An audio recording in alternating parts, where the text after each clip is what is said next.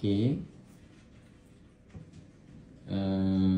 Rokok ni saya tak mau cerita pasal hukum lah, sebab semua kita tahu hukum apa kan.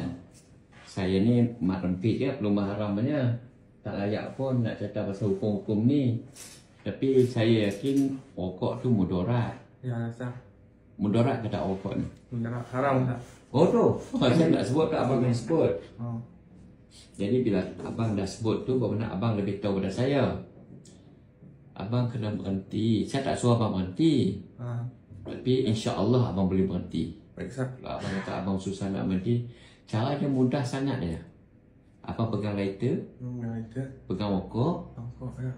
kita tengok askar macam mana kan. Tengok berani ke tak berani askar ni. Baik, sah. Abang nak isap macam tu kan? Betul-betul nak isap ni. Oh, Abang nak tengok askar berani tak berani. Pegang betul-betul nak isap. Macam nak isap. saya nak isap. Okey. Isap dulu. Oh. Abang tengok rokok, mata tengok rokok. Oh, nak rokok. Tengok rokok. Abang nak isap rokok ni? Ada rasa nafsu, sah.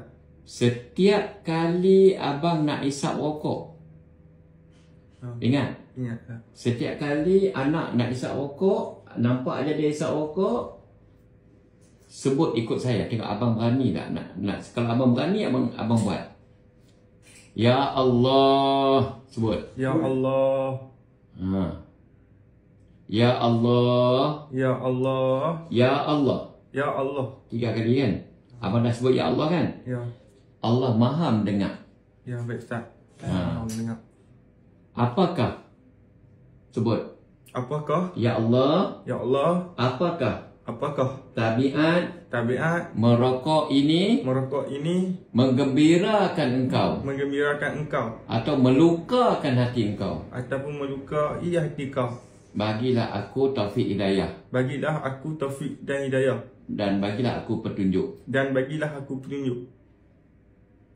Beberapa abang dah tanya Allah tau. Hmm. Abang minta Allah Ta'ala tunjuk. Apakah merokok ni baik ke mudarat? Mudarat, sah. Abang hisap lah kalau abang berani. Hisap lah. Kalau abang berani, abang hisap. Abang tanya dari Allah. Hisap. Saya nak tengok abang berani tak berani. Ya, saya dah ni lah. Nak berhenti lah, sah. Nak berhenti dah. Nak berhenti dah. Alhamdulillah.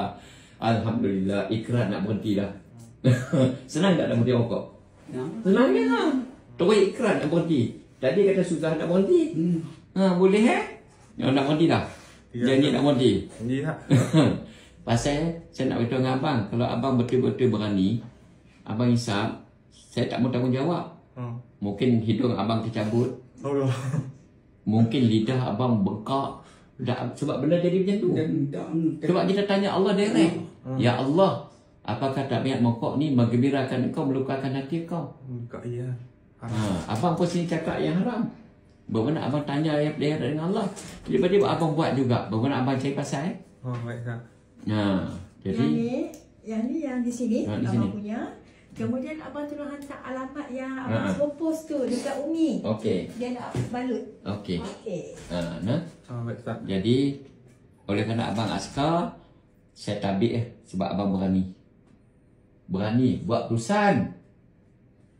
Bukan berani nak isap rokok depan kita. Rupanya dia berani buat perusahaan, dia ikrar nak berhenti. Saya tabik. Sebab ramai pelanggan-pelanggan saya yang minta tolong Ustaz, saya nak berhenti rokok apa semua kan. Tidur malam tu bangkit esok bongkok mulut. Itulah. Kalau Allah Ta'ala nak tunjuk ni, tak tunjuk tak apalah. Kalau dia tunjuk makan tak habis. Jalan, sah. Baik. Tabik dengan askar. Yang berani buat perusahaan. Selesai lah. Selesai. Kalau abang berani, boleh hari ni abang hisap.